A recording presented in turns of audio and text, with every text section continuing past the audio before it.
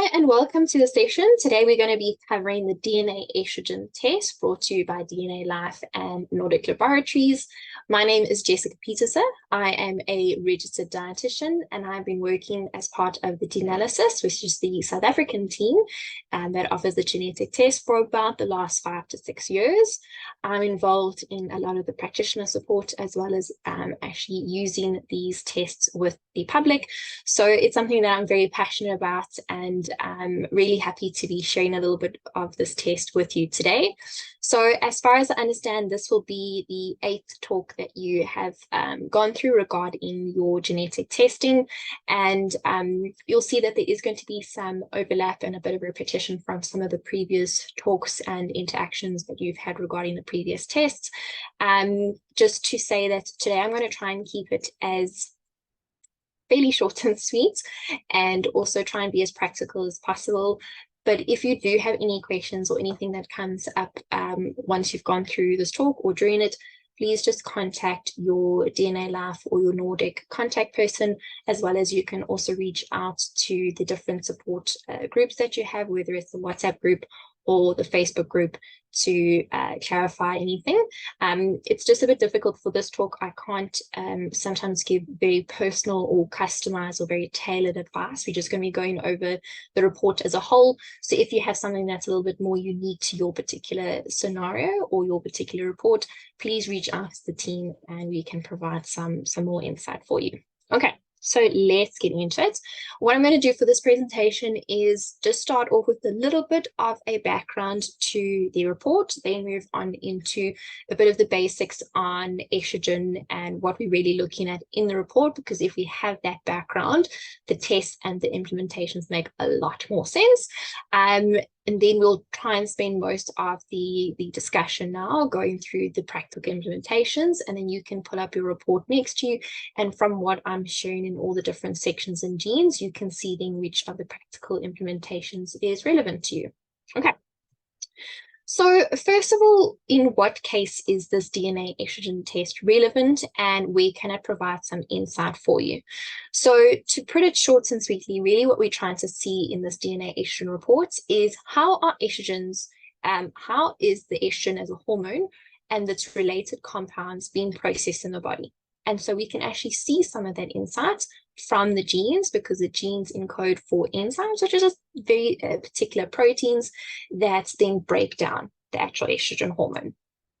And so the test can also give us an idea is if there is an imbalance of these estrogen hormones, and also is there potentially an increased risk of estrogen-related conditions and cancers.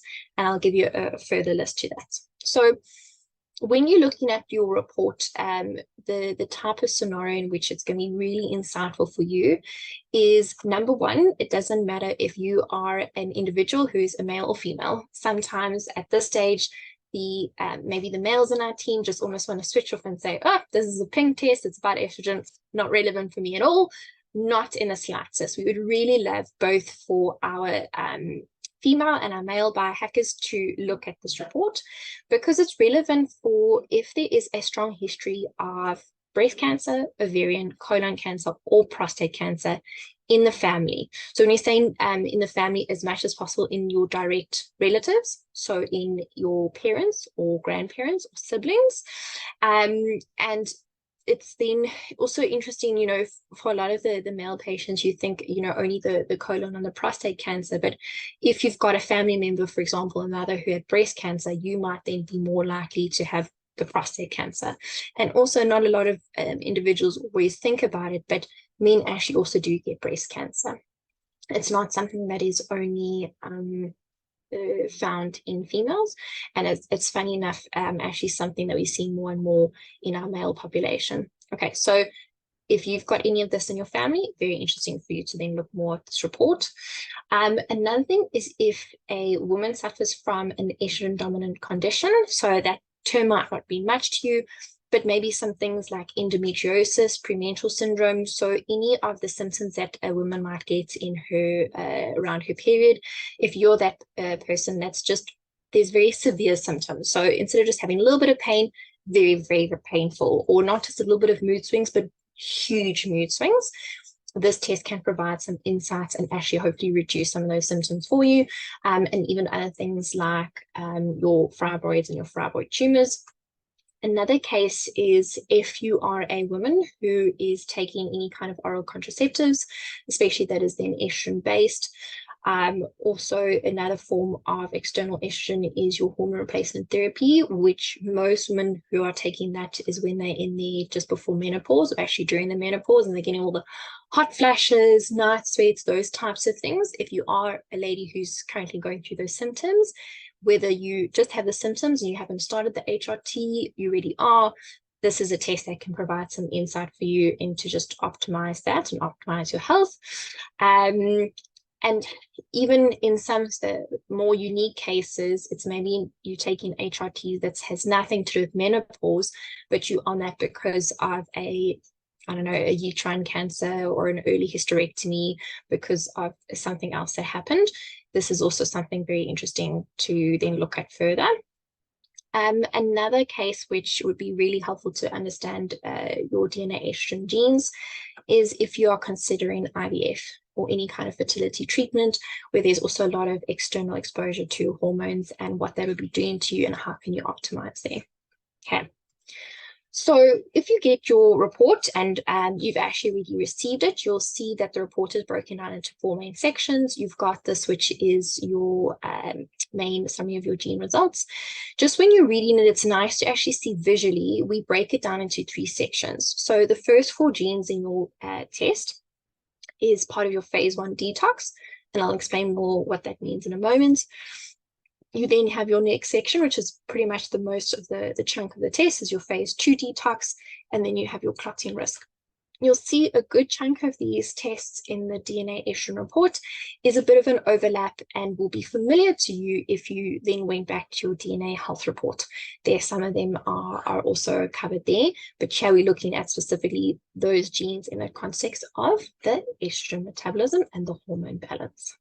Okay, then you'll see your report has this little flow diagram. This flow diagram is a little infographic, looks the same for everyone in all your reports. All of you will have the same report and little diagram. It's just used for explanation purposes, and you'll see as I go through this presentation, you'll get a better understanding of how to use this. So this is not unique to your individual results. It's just for explanation purposes. Okay, and then you'll have your specific gene content, and what happens then is depending on what results you have different explanations in those white blocks. So if you had a risk gene come up or not, there'll be different word in there for what you need to change or not. And I think that's very important to note that because this presentation is for a whole big group of individuals, I can't necessarily be very precise on what's a risk for everyone in this group. So then just go back to these sections and you can see what the specific wording is there for you. Okay. Then lastly, also it gives a little bit of a summary depending on what some of your results were, some of the take-home messages. But you'll see from this presentation, we really have tried to flesh out and give you quite a bit more information than even what it does in this page. Okay, so like I said, we're going to start with a few of the foundation stuff. Is when we're looking at estrogens, you actually have estrogens that are what they call endogenous or exogenous. So it depends on whether the estrogen is naturally produced in your body or you're getting it from the outside. So the endogenous, that's your naturally produced, or then we have the outside hormones. And it's helpful because when we look at the take home, what we're going to change, we're sometimes looking at how we're supporting the body's response to the naturally produced inside hormones, or we're also trying to look at how can we reduce our exposure to the external estrogens. And that's how then it's relevant to look at both. Okay, this is a section where I'm not going to go into detail here, but in this audience, I think there might be some people who really enjoy a little bit more of the science, that wants a little bit more of the detail. So in certain parts of this presentation, you can just take a pause to the recording and read a little bit more about the slides if you want that information. If you don't, we're just going to keep moving on.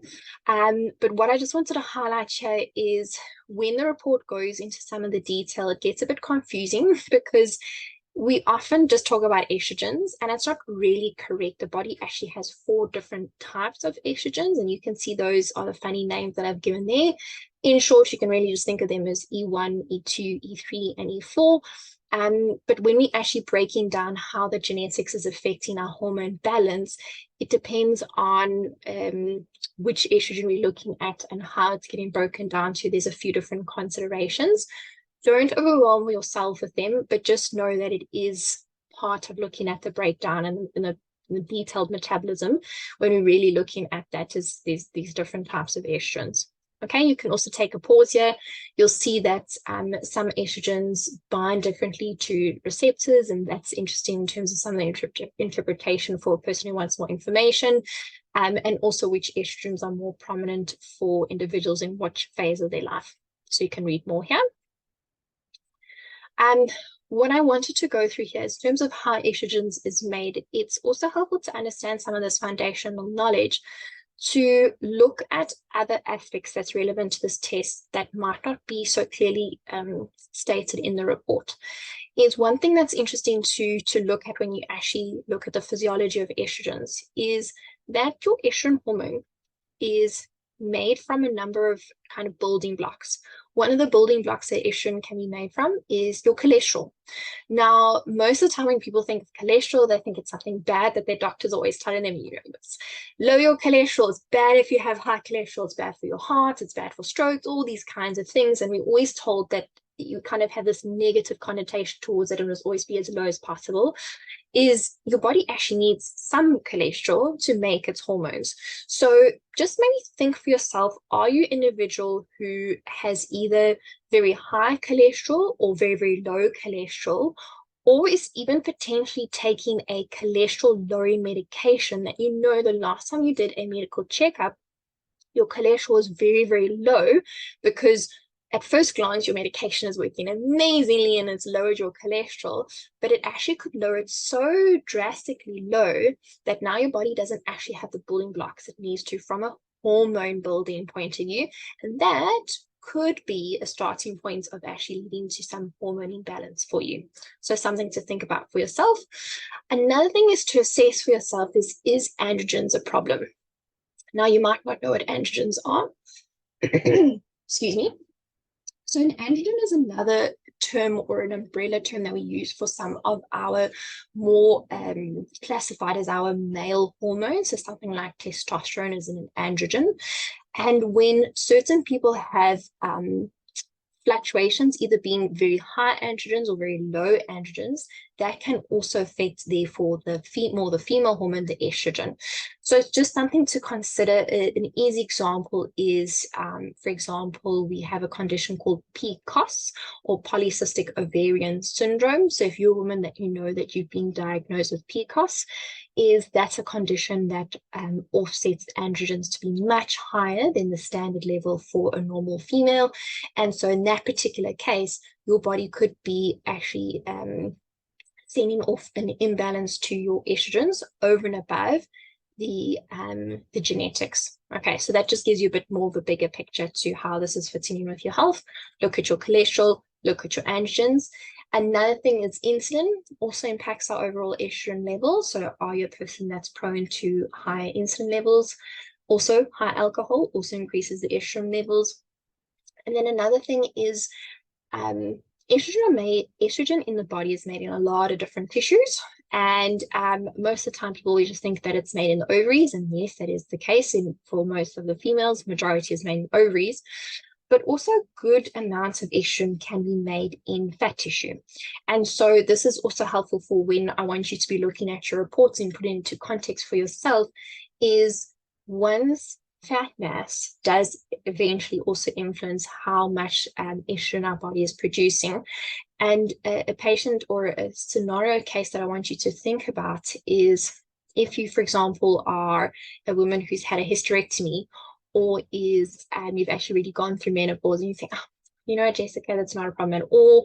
My body is definitely not producing lots of estrogen, so this isn't really relevant to me. But if you are struggling with your weight and that adipose tissue, that fat tissue, is almost actually functioning like a hormone organ, where it's producing a lot of estrogens. So then it is relevant to understand your genetics. It is relevant to know what you can do to optimize it, even if you've had a hysterectomy, and you've had your ovaries removed, and even if you've already gone through menopause. Okay. And then in terms of the outside estrogens, it's a whole big conversation. We could probably have an hour talk just about this alone. So just to give you a quick little introduction into it, you can take a pause here and read more into them. And once again, if you want more information, you can reach out to the support team. Is outside it or an outside estrogen, or these sometimes we call these words xenoestrogens. It's basically these different compounds that when your body gets exposed to them, it's not a natural estrogen that's being produced by the body, but it mimics how natural estrogen actually functions. So then it's not to confuse the body when these things are mimicking it and actually still able to bind to the estrogen receptor. And so the body just gets confused and it goes, hang on, what's going on here? And then it causes this hormonal imbalance. So if you want more information, you can read up here. There's a nice long list of some of these xenoestrogens. You can read more about them. Another one, you can pause here and have a look at some of the other external estrogens. Okay, so what I wanted to do here is give you a quick idea. When you're looking at your estrogen report, I want you to think about it in 3 phases. It's very clear happens in first phase, second phase, and a third phase. And in terms of what are you taking home to do differently to maximize and optimize your estrogen health, you need to address all these 3 phases. Okay, so these phases only really start once the body has now this estrogen. It uses it for whatever purpose it needs to, and then this is when the body actually needs to get rid of the estrogen. So that's when we say in estrogen metabolism, it's now the breakdown and elimination that we're talking about. Okay, so this diagram, there's quite a lot of terminology that I think most of you won't even know how to pronounce some of these words, and that's totally fine. The purpose is not to throw a whole bunch of science at you here, but just to give you an idea of that this estrogen gets broken down to.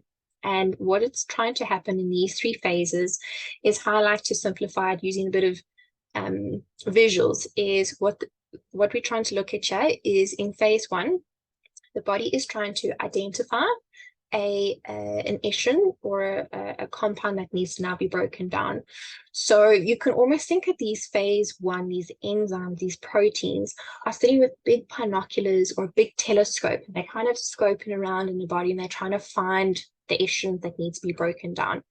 All their job is to find. Once they've found it, they tag it. So think about someone that's now found a person with this long telescope. They walk up to him, they put a big red flag on him. Found it, tagged it. That's phase 1, job done. Then it enters this like weird little in-between phase where they actually become quite volatile. And then when I say volatile, just think, if I was walking in a shop or a mall and someone just randomly walked up to me and put a big red flag on my head, I'd probably be a little bit confused and a little bit angry at them. And that's kind of what happens here. And what happens from our point of view when we are trying to optimize your health and your hormone balance is we don't like things to sit in that limbo in between phase for too long when they're very, very volatile. We need to move things on quickly as possible. And that's where some of the implementation comes in. Because phase 2, all they do is they see the red flags and they find the red flags and then they eliminate it out their body. And then that's phase 2, and the final elimination is then phase 3, which is when we either urinate it out by kidneys, or we actually pass it out in stool or feces. Okay. If you want more information, you can have a pause and look more at that diagram. When you have a look at the report, I've started to allude to these 2 phases. When you look at your diagram, you can see I've just done a color code for there. That top orange phase is your phase 1, and the blue section of the diagram is your phase 2.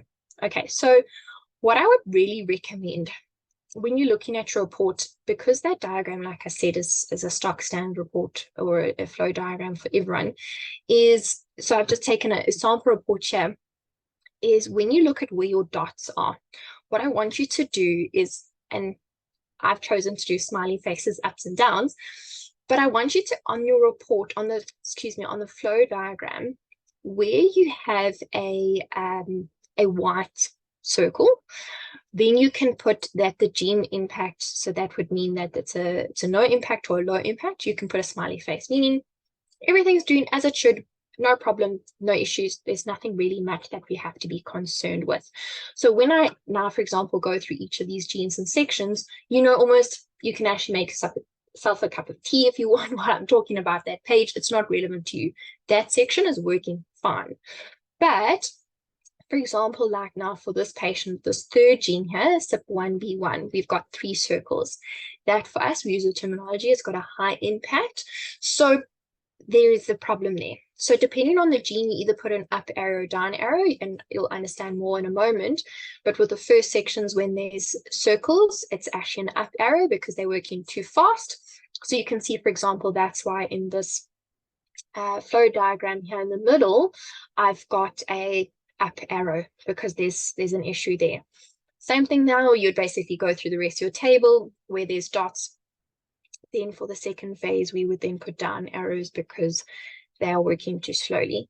And then that starts to visually, you can get a picture for yourself and what's relevant to your genes and to your results, where your areas of concern are and where your areas are not of concern. Okay.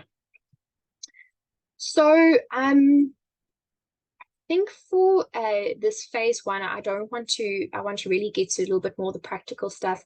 You can have a read through here. I've just given you a little bit more of an explanation of what happens in that first phase. But I think, let me rather move on here. When you're looking at the gene recommendations, what we see is the issue comes in when we pick up and we put in those little circles. There's a 2 or a 3 circle.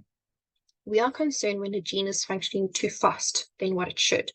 Because when it functions too fast or too quickly, there is a push or a drive towards one part of the pathway.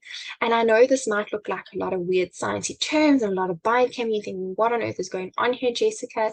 You don't really have to worry so much about the terms, but just think if a person's, for example, like you can see in my first diagram, got an issue with the CYP1A1 and it's functioning too fast, there's a drive and a push between this pathway.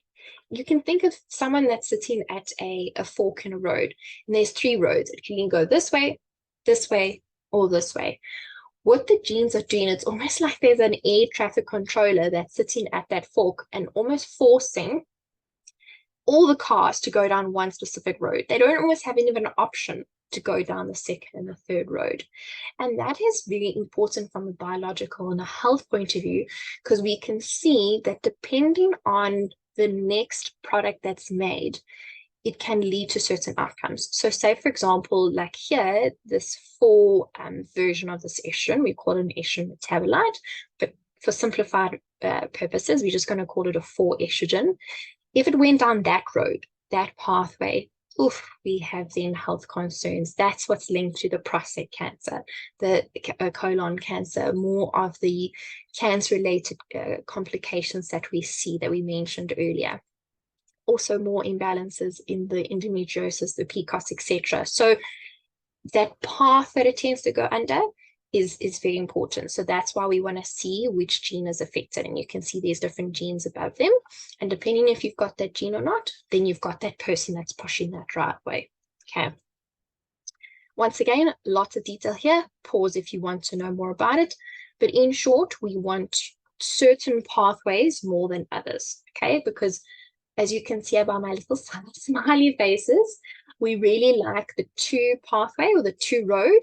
We really don't like the 4 road as much as possible. We don't actually want our estrogens to go down there.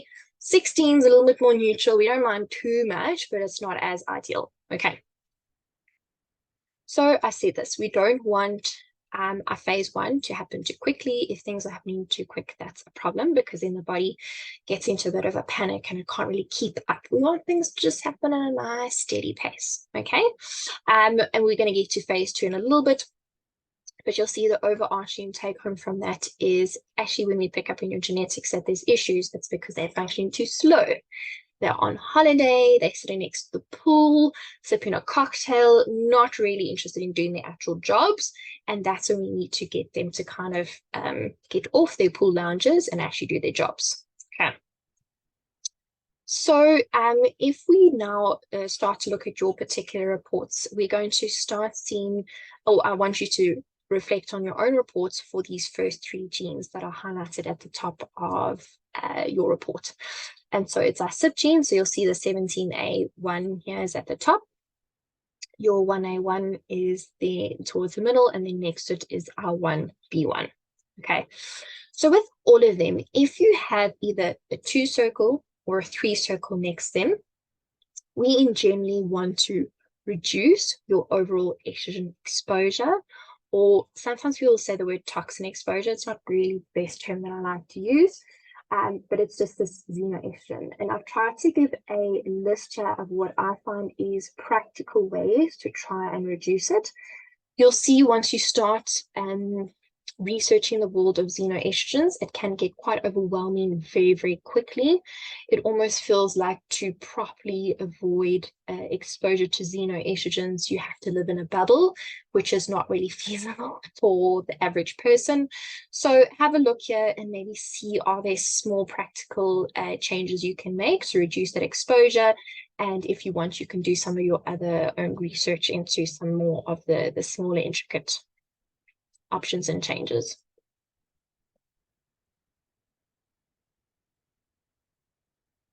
Then, so that's relevant for all of those 3 genes.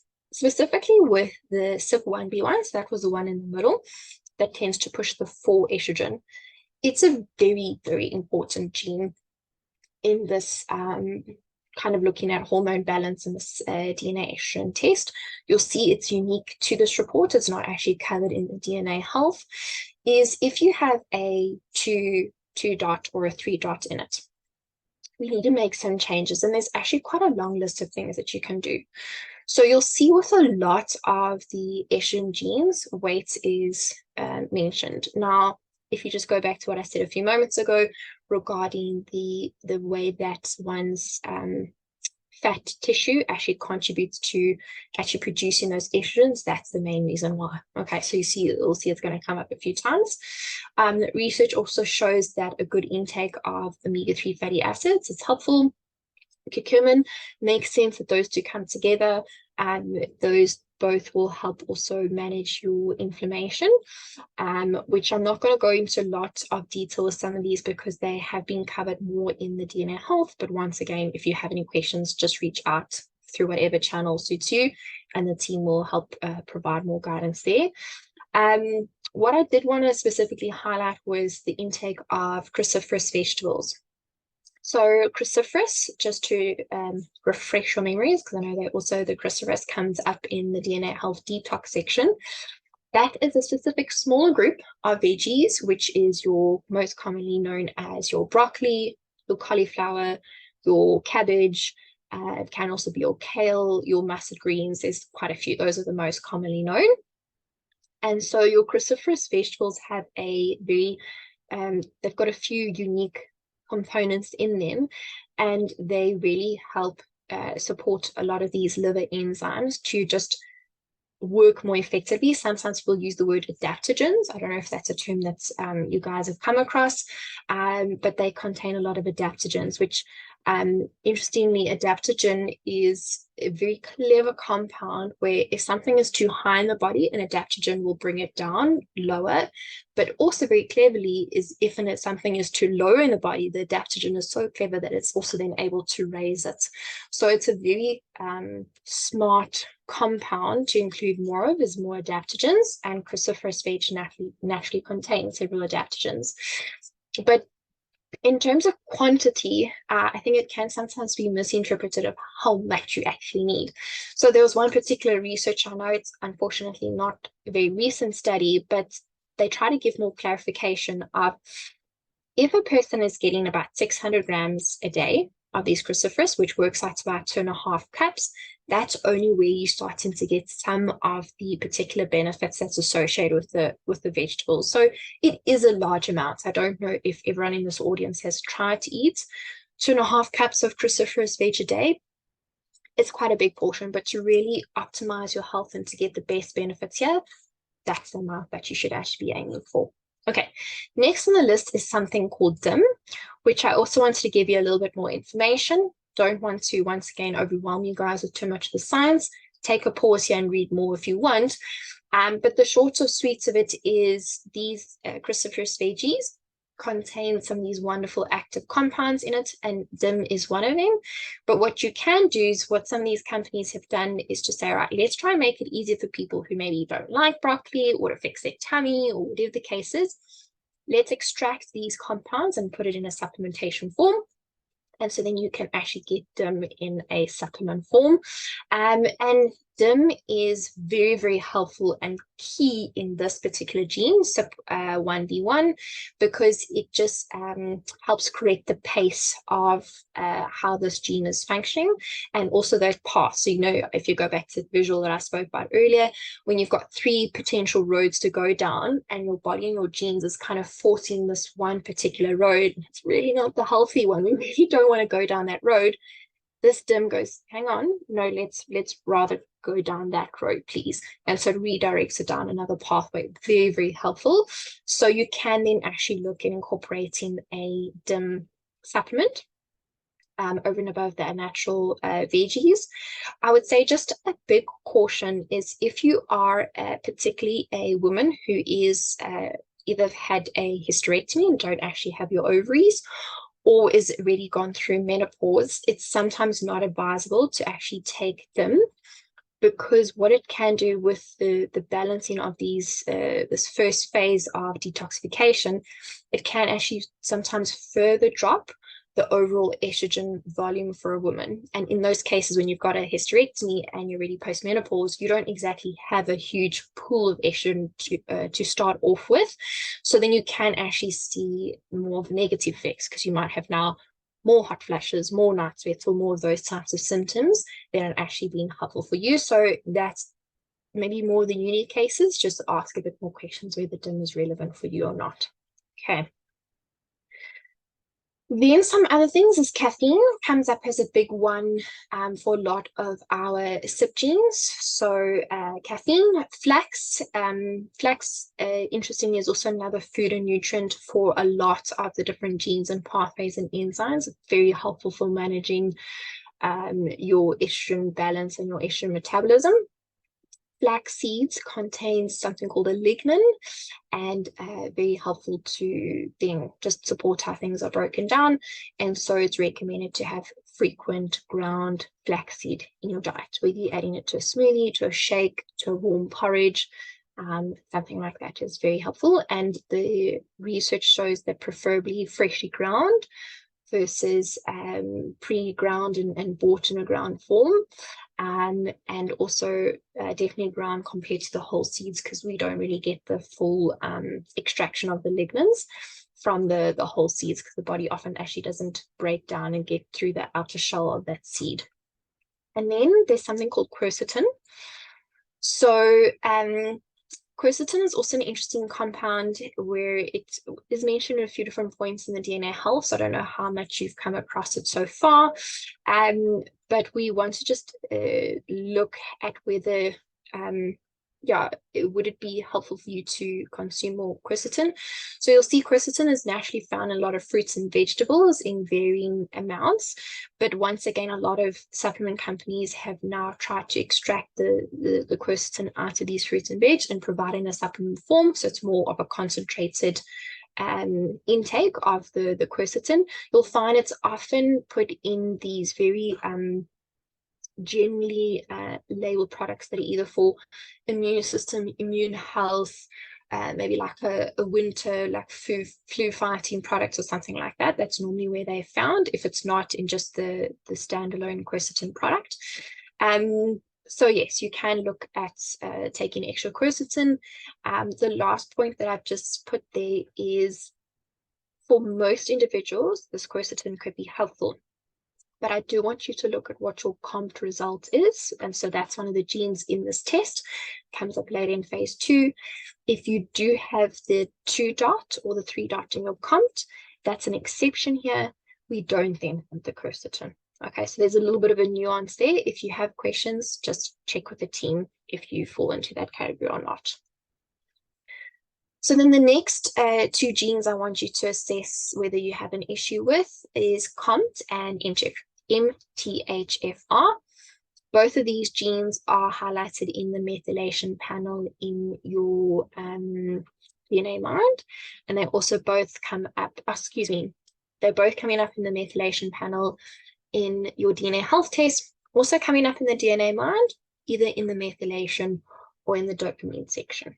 So you can refer to that there. But what we are trying to look here is they're involved in methylation. What is that? Very complicated pathway. To simplify, we're just adding these little funny methyl groups to it. And when we're adding a methyl group to your hormones and to your estrogens, it's helping break it down so that it's easier for the body to eliminate it out the body. So once again, if there's a little bit more of the people who love the science and the information, if you want to understand what I'm actually talking about here, take a pause and you can read through a little bit more of this explanation on methylation. If not, don't let this stress you.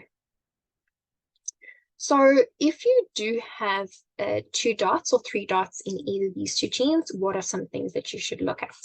So for your COMP gene, magnesium is a cofactor. What that means, it's just COMP's best friend. They like to work together. COMP really can't do what it needs to without its best friend there. And so you need to make sure you've got sufficient magnesium intake. There's lots of easy foods that contain magnesium. For example, one of the most easy and convenient sources of magnesium is pumpkin seeds. Easy to throw into a salad, into, add some extra sprinkle to your veggies. You can even add them to smoothies. But there are lots of other food sources, and you can also then include it in your supplementation. It's normally quite an easy one to include. So you look at magnesium. Some people look at extra supplementation of something called SAMe, because that can help provide, like I said right in the beginning with the methylation being about adding this funny little methyl group. SAMe is just another donor of this methyl group. So it's just trying to provide a bit of extra support here. It's not very clear cut in the research, and also when it's kind of discussed with the kind of leading individuals in this functional space, is SAMe always should be used as a kind of a stock standard treatment here. The reason is there is indication that it can be beneficial, but unfortunately for some individuals, there's something called negative feedback, where, if I can simplify that, what that means is the body is getting a lot of a certain compound and it almost starts to become lazy, because it goes, okay, hang on, if I've got a lot of this, why do I need to keep doing my natural body processes to build and make and get what I need to, which is just kind of coming at me in copious amounts through the supplementation. So then it almost starts to, the body starts or stops doing some of these processes, because there's this feedback that it's going, oh, I've actually got a lot of this, I can stop doing this. And it creates more problems with that feedback that it comes to the brain and to the system. So it's a bit debatable whether SAMe is something that everyone should be doing for COMT.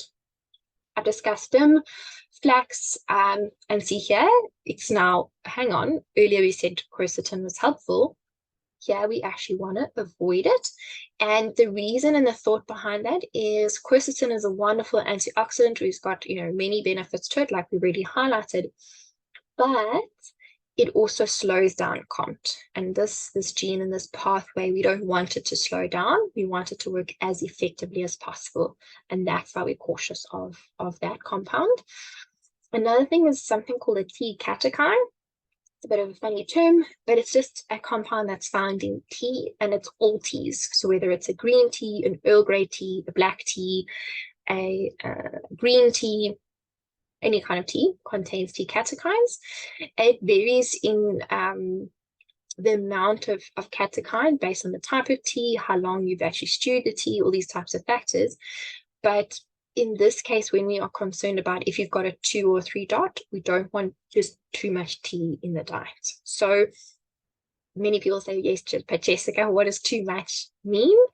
It's difficult, because the research is also not very clear cut, because there's all these variations depending on where the tea was made and produced and farmed and how long was it in the waterfall and all these things. So just if you can maybe reach out to the team, and you can maybe get a bit of a better idea of if you're having too much or too not. For most of my Clients that I deal with, normally more than 2 cups a day. We should look at it a little bit more carefully. But if you're having 2 or less, it's not a problem of tea. Caffeine and alcohol are also a big contributing factor to optimizing your COMT and therefore your hormone balance. Is they once again slow down COMT. So I know it's a difficult one. Both of those most people are quite resistant with when they say that we need to reduce our coffee intake and our, Friday afternoon glass of wine. But this is when the more you optimize here, the better it will be for your hormone health. Okay.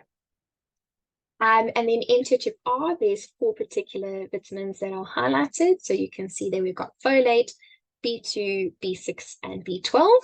So lots of foods are good sources of these vitamins. So you can just look into the food sources of these.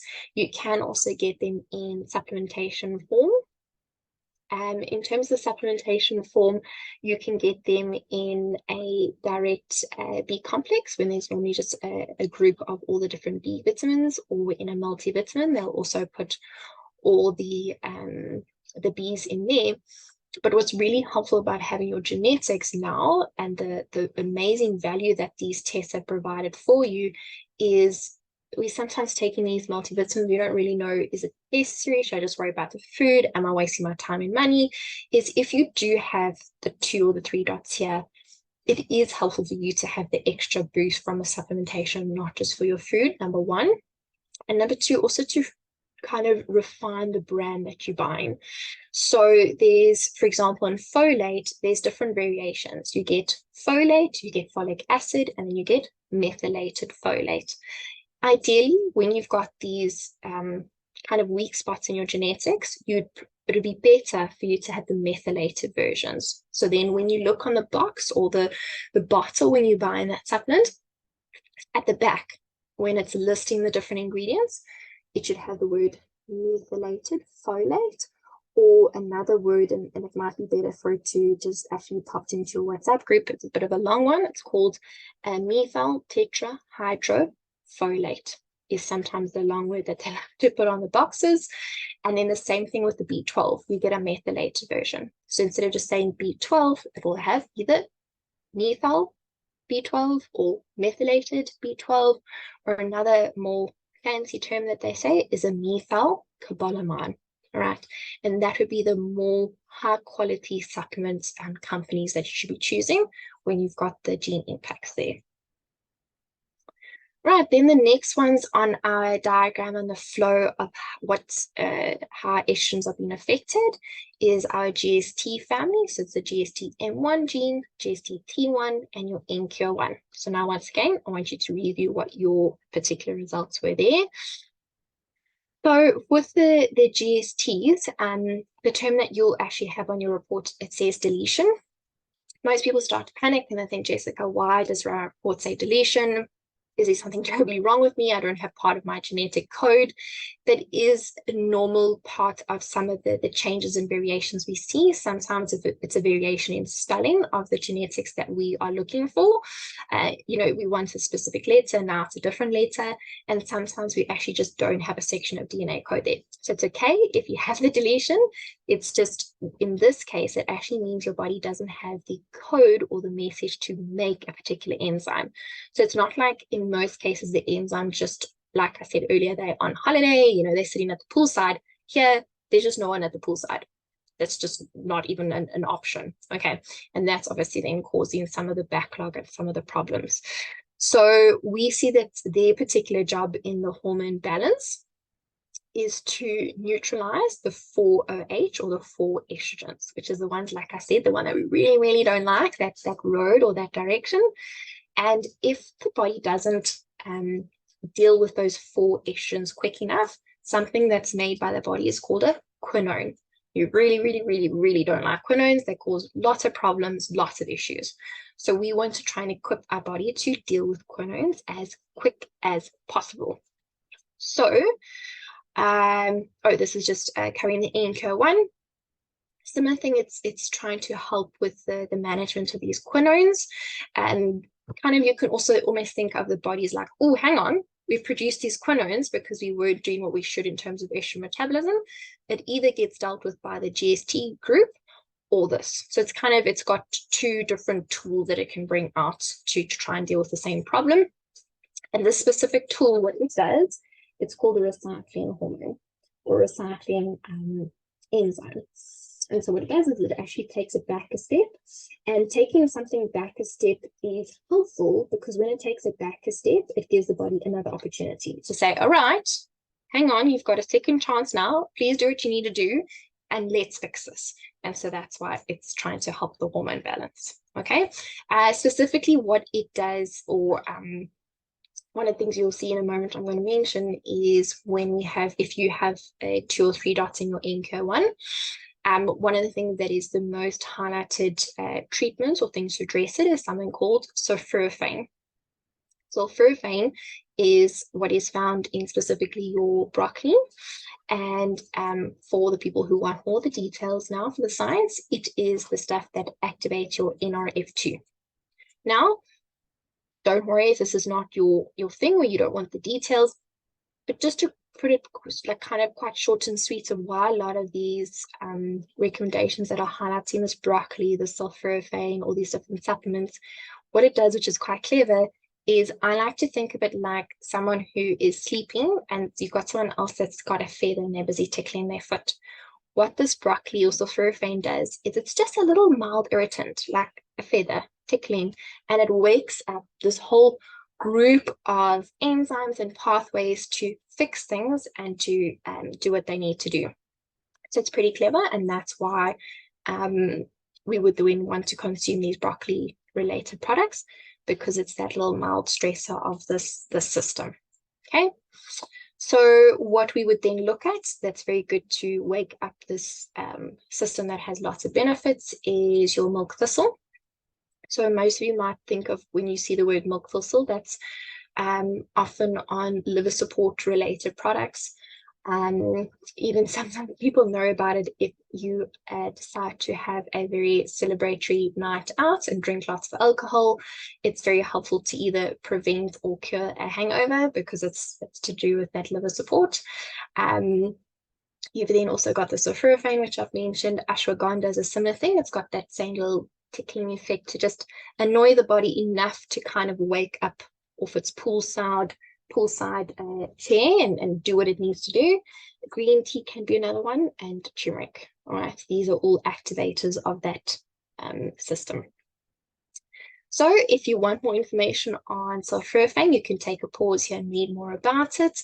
I think what I really wanted to emphasize to you is it is found in a lot of those cruciferous veggies, but particularly in broccoli. So out of that whole group, your broccoli is the best source of the sulforaphane.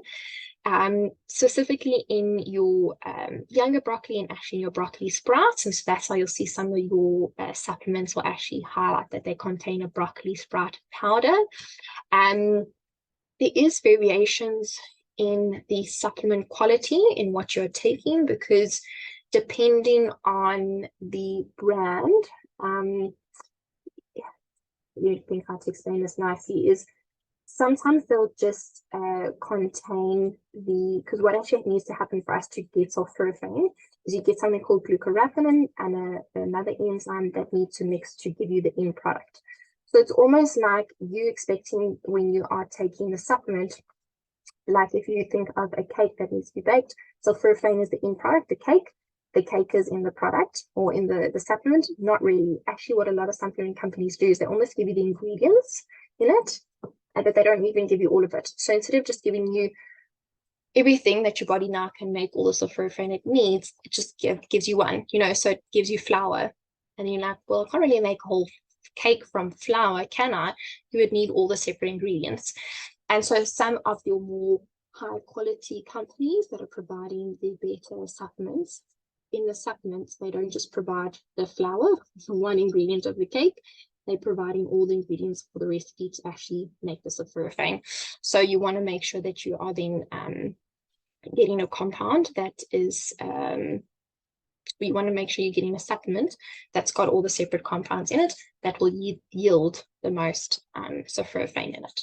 Okay, it's a bit of a tricky one to try and explain short and sweetly. I hope I've helped there, not confused you guys. So a little bit more, let's see what else I wanted to highlight here. So for your GST enzymes for support, gut health is a big one. So it's also quite a difficult one to, just highlight to you in a short and sweet manner. But whatever you can do to make sure that you are supporting a healthy gut for yourself is very important, because if we do some of these changes, like incorporating something like a sulforaphane, and what I said, the dysbiosis, that's just a term to say that there is an imbalance of some of the gut bacteria and some of the components of the gut. And if you have that, so something like taking that sulforaphane won't be as effective as it should be for you. And so you actually need to fix and improve your gut health before you take some of these extra supplements and look at these implementation changes. I actually think I've got, oh no, I didn't leave it in here. But yeah, you can also contact your team if you want more information about that. Interestingly, I didn't include it, but we do, there's been some interesting research, particularly on pomegranate juice and pomegranate fresh fruit and the amazing health benefits that it can have for supporting some of these pathways. And then something called NAC or NAC, and it's also something that can be provided in a lot of supplements if you've been looking, or you're already taking some compounds. So here's just once again some more information if you want to take a pause and read more about NAC.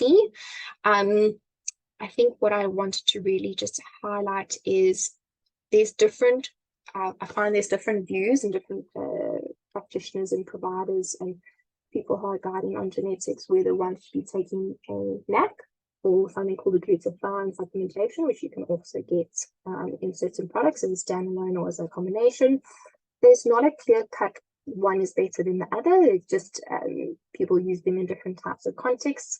So what does have to be considered, though, if you do take a glutathione supplement to support, whether it's from a hormone point of view or just the overall detox, oxidative stress, is there certain cofactors that we recommend that you're getting certain vitamins in that the body also needs for this process to function as it should. But some of the individuals, the view is NAC is providing enough of the raw products without making it as kind of complicated. That's all the things you need to consider with the glutathione, that then a lot of people actually prefer just using the NAC as the support in this section. Okay, then the last two, and we'll wrap up, is your SALT 101 and your SOD or your MN SOD.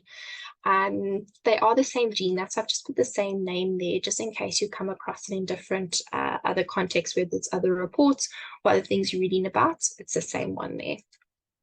Is first your SALT gene is mainly the support for it is weight management and gut health. But your MN SOD is all about our antioxidants and supporting, reducing our oxidative stress status.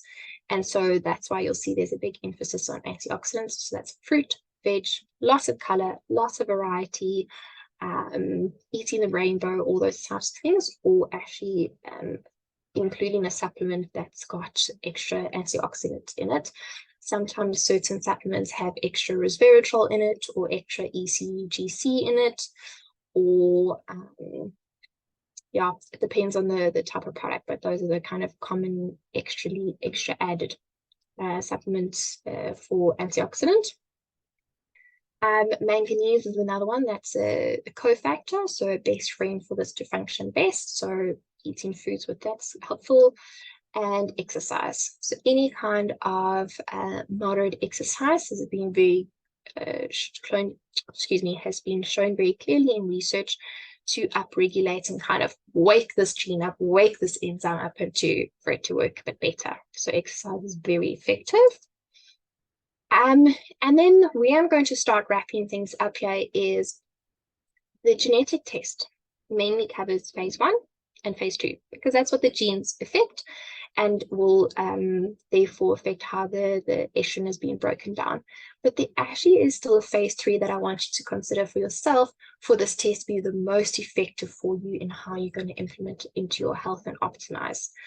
Is phase 3 is that final elimination. So it's how our kidneys work and how our gut is working, because we eliminate it either via urine or via our stool. So if you are not hydrated enough and you're not passing urine frequently enough, you're not doing your hormone balance system any favors, because that's where it needs to finally eliminate these estrogens. Same thing, if you are very, very constipated, you're once again also not doing yourself any favors here. We can do all the fancy things with genetics and support them with sulforaphane and all these kinds of things. But if you're constipated, the estrogen metabolites will be sitting in your stool. And if they sit there for too long, they just get reabsorbed and go back into the system. And you basically then have taken your body back to step 1. And that's obviously not what we want. We want to progress here and do best for your health. So you need to address your constipation if that is the case. And like I mentioned earlier, if you feel that you do have a bit of irregularities in your gut, then you want to also fix that dysbiosis.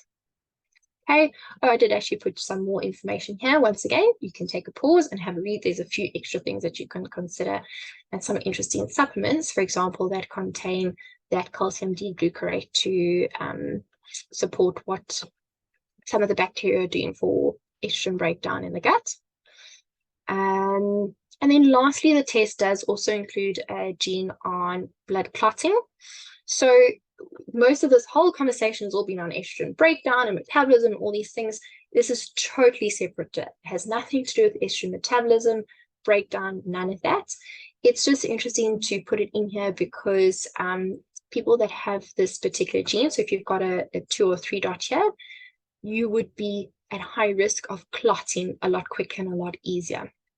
And why that's relevant here is people who are taking extra estrogen, so whether it's in an HRT during menopause, whether it's in a contraceptive pill, whether it's for something like skin or regular periods or whatever the case is, you could be that person that's then a higher risk for creating a clot, whether it's a DVT, so a clot in your leg, a clot in your lung, or something like that.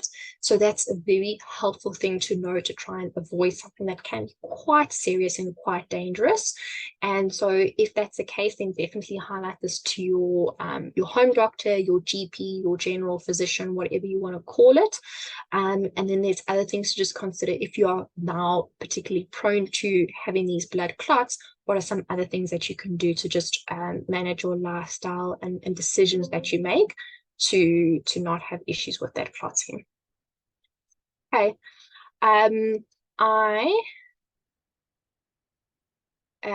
not going to spend time here, but I've just got a few slides just to give you an idea for a case that I did previously on how you would implement it. For example, these are some of the considerations. If you've now got stuff that comes up in your DNA estrogen test, maybe some of these supplementations or these recommendations could be, what we would summarize for you, so you can just get an idea.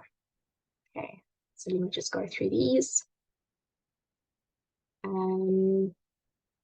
Yeah, and what I'm just trying to say here is what I've already highlighted is the test covers phase 1 and phase 2, but very important to look at phase 3.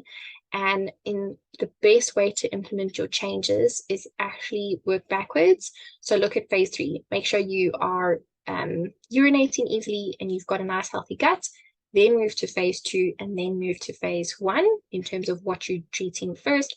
Because I use this a bit of a silly picture, but if you've got a blocked drain, which is, or like the sewage pipe, it almost doesn't matter what else is happening in the bath and where the imbalances are coming from. If your sewer pipe is blocked and there's issues there, that's not helpful. So that's why you got to work backwards. You fix the sewer pipe, then you fix the drain on the bath, and then you fix how much water is coming out the tap, and then you've got a nice system that can work nice and flow.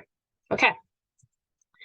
Thank you so much for your time. That was a little bit longer than what I intended it to be, but I really hope that this has been a super insightful session for you, that it's just another contributing session for you in part of this whole process. And please, if you have any questions, I know I covered quite a lot in this session, please reach out to your Nordic or your DNA Live contact person, use the Facebook groups, use your WhatsApp groups, and we would then be happy to try and help you. Thank you so much.